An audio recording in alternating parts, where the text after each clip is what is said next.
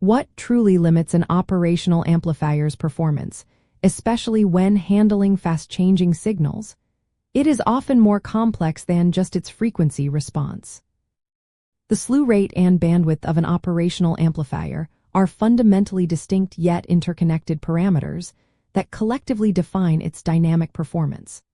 While bandwidth typically describes how an op-amp responds to small signals across a range of frequencies, slew rate specifically measures the maximum rate of change of its output voltage, primarily affecting large signal performance and often dominating at higher frequencies.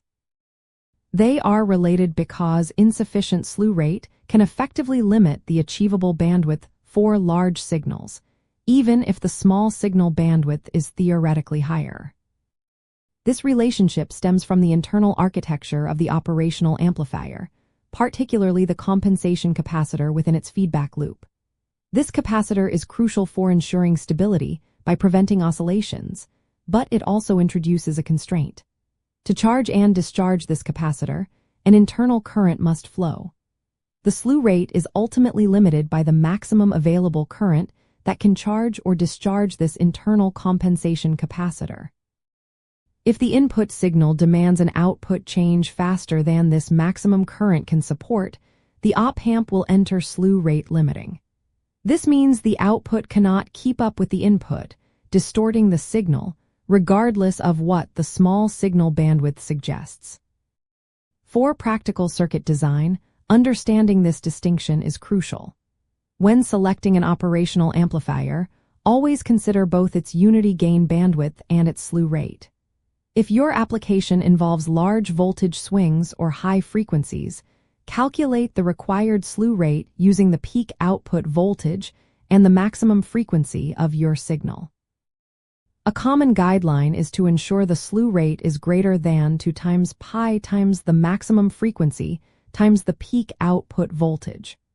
Neglecting slew rate in such applications can lead to significant signal distortion and degraded performance, even if the op-amp's small signal bandwidth seems adequate. An interesting detail to note is that many op-amps are optimized for small signal linearity over a wide bandwidth.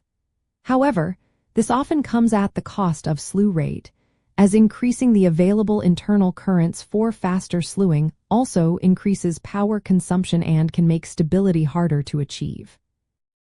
Designers often use a technique called feed-forward compensation in some higher-speed op-amps to bypass the slow gain stage during fast transients, thereby improving slew rate without significantly impacting small signal bandwidth or power consumption.